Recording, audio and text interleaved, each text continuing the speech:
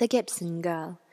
The renowned illustrator Charles Dana Gibson was best known for creating the Gibson Girl. In this first art piece, we can observe a dazzling example of feminine beauty. In this art piece, we can see the Gibson Girl, and this woman, where you can see three different types of poses, was just to demonstrate the modern American woman. She was very tall, beautiful, and very elegant. Sinclair Lewis actually stated that the Gibson Girl was Helen of Troy and Cleopatra of her day. Now, in this illustration, you can see the Gibson Girl wearing a hat and the gown going all the way past her feet, looking as though she beauty through his ink.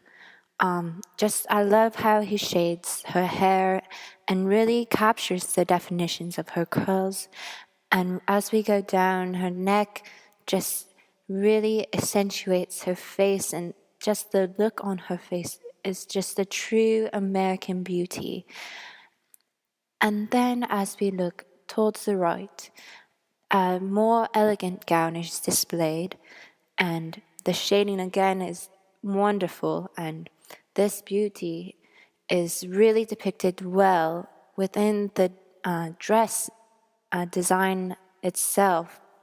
Just look at the detail to the dress at the bottom. I just love how the curls and the swirls play together and come together as one, really depicting woman and womanhood and the modern American during that time.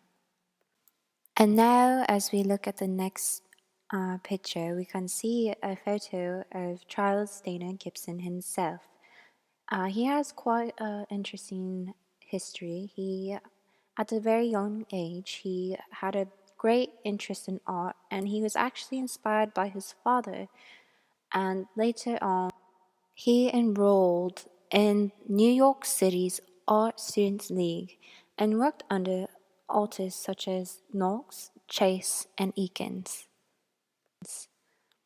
He got his first job at Life magazine in 1886, but his career would not take off to the creation of the Gibson Girl, which was shown earlier.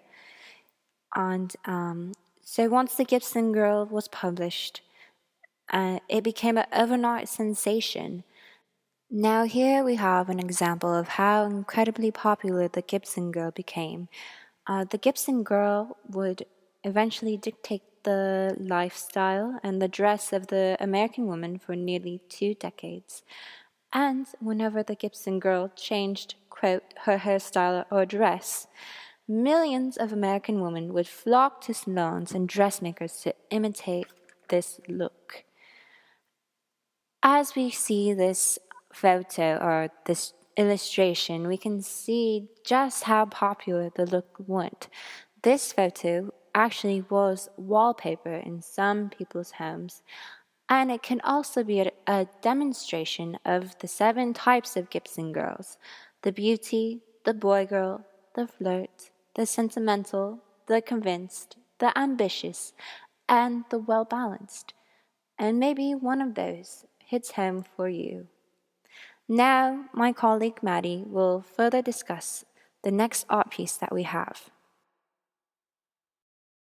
So I chose the cabinet meeting by Gibson, but real quickly before I talk about kind of the more social and political connotations of this piece, I want to take a quick look at Gibson's technique.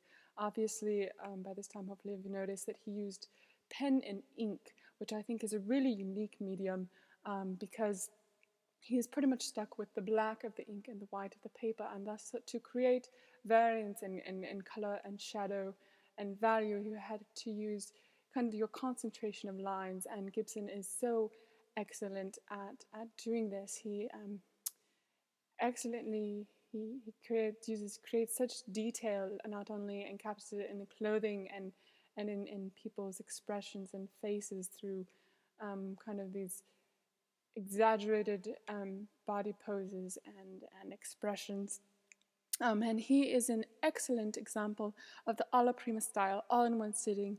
In fact, he became very renowned for his ability to meet the 2-hour deadline.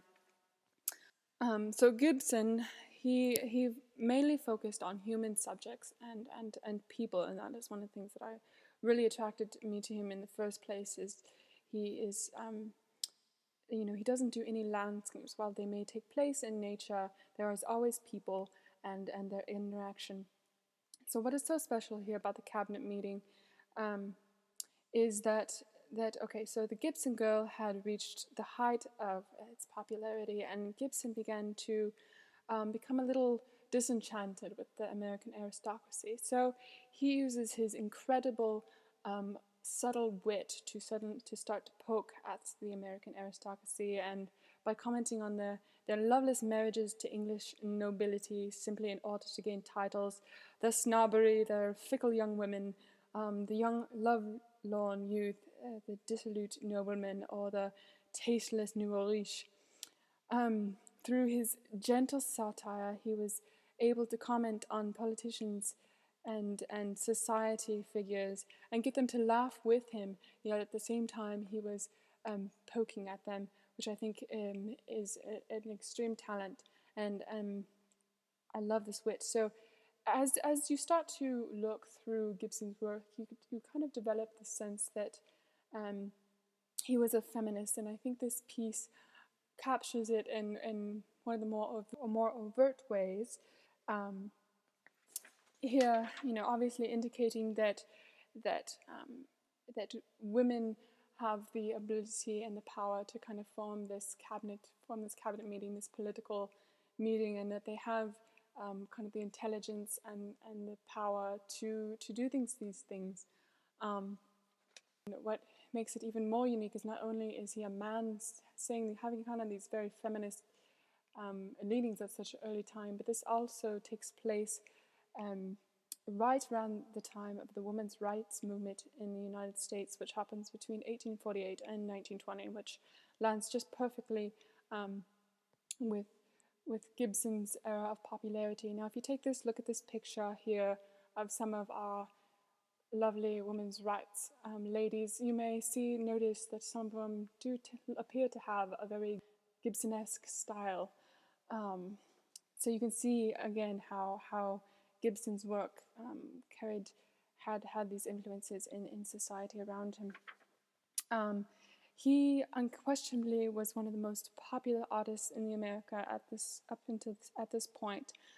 So much so that the inclusion of one of his sketches in a magazine could make it. So stated in the book American Book and Magazine Illustrators to 1920 by Smith, published 1998. And we leave you now with The Greatest Game in the World.